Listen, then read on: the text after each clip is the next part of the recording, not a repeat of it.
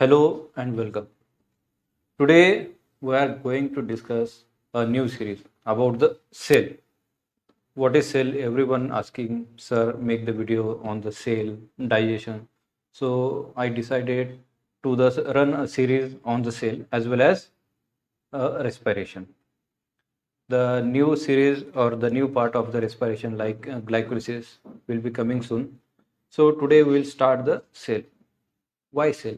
Because all biology started from the cell. Cell is basic structural functional unit of life. So what is the important factors and how we will study the cell? How to start the study about the cell?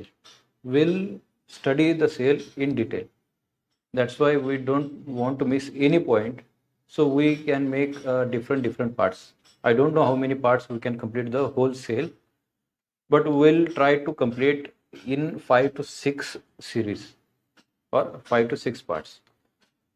So as everyone knows, cell is a basic structural functional unit of life, and we'll study the discoveries, milestone in the discoveries of the cell, as well as the organelles in the cell and type of cells, size of cell. There are lot of many cells are there, which are smallest, largest, and in humans more than 200 types of different cells we have. Plant cell, they have different properties. So what is the difference between plant and animal cells? We are going to study. What is the difference between prokaryotic and eukaryotic cells? We are going to study. We'll study each and every part in detail. So focus in lectures. I will provide the slides and take a screenshot and note down in the notebook.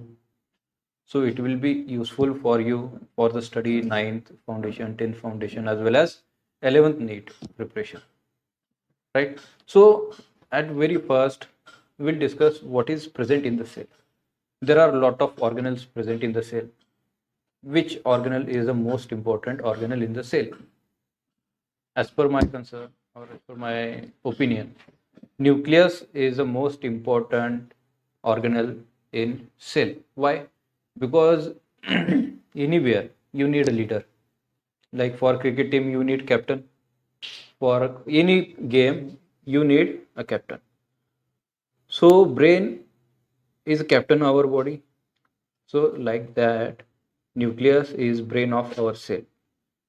We can say that brain is the captain of our body. Like this, nucleus is captain of our cell or brain of our cell.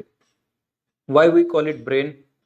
Because nucleus controls all the activity of cell, like each and every organelle performed and controlled by the nucleus.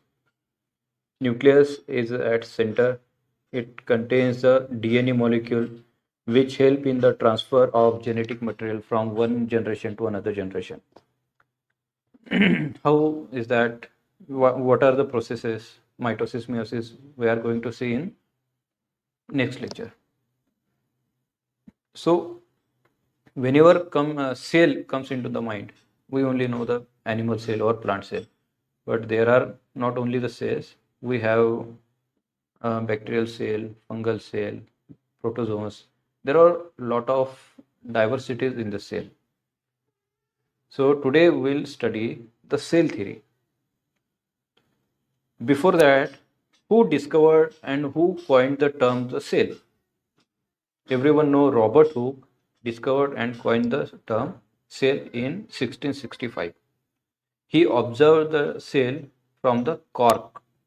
Cork means it is a dead part of the plant cell. So he observed under the microscope at the first time and he termed the cell name. That term is discovered from the Latin word cellula. Cellula means is small room. So this is the actual history of discovery of cell, Robert Hooke in 1665. After that, Antony von Leeuwenhoek, the scientist who study the animal cells, living animal cells like RBC, WBC, these are. So who first observed the living cell? Antony von Leeuwenhoek under the microscope.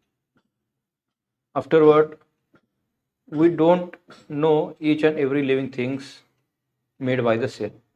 So cell theory discovered that two scientists who helped to understand the cell theory at the primary level. Who was them? First is Leiden, another is Schwann. Both made a statement that each and every living thing is made up of by cells. Means one of them studied about the plant. He observed the different parts of the plant in the cell under the microscope, and he decided that every living plant is made up of by cells. And another scientist who studied about the animal cells, he took the different type of animal cells and observed the under the microscope, and he also concluded that animals are made up of by cells. So both are concluded the same thing.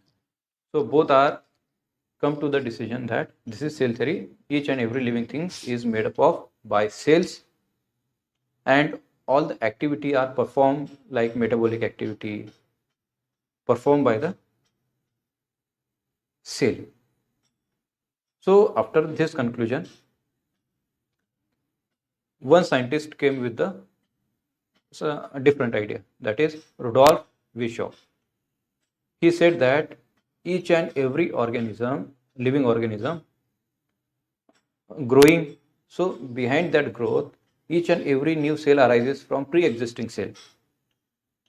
What does that mean? Omnis cellulis is celluli in Latin. What does that mean? It means every new cell arises from pre-existing cell. He concluded. Then what finally he modernized that cell theory. So who modified the cell theory? Rudolf Virchow. What he said? New cell arises from pre-existing cells. That is his conclusion in modern cell theory. So these all three scientists made up their mind about cell theory. Finalize the three finalized the cell theory, and this cell theory accepted worldwide. So this is all about the cell theory. Now, why this cell theory is important? Because we can decide who is living, who is not living. Out of that, metabolism is the main character, right? There are plant cells who are dead. We cannot say they are living, but still they are present in the plant. That's why we decide the specific parameters for living or non-living. One of them is metabolism. What is mean metabolism? Metabolism is nothing but catabolism and anabolism. Again, sir, what is this anabolism and catabolism? Catabolism is breaking down of complex compound into the simple one. Complex to simple one breakdown, catabolism. And the manufacturing of complex compound from simple one, anabolism. They are opposite to each other. Catabolism means breakdown, anabolism means manufacturing. Catabolism breakdown higher molecule to the smaller units, and anabolism means manufacturing a big compound from the smaller unit. These both contain metabolism.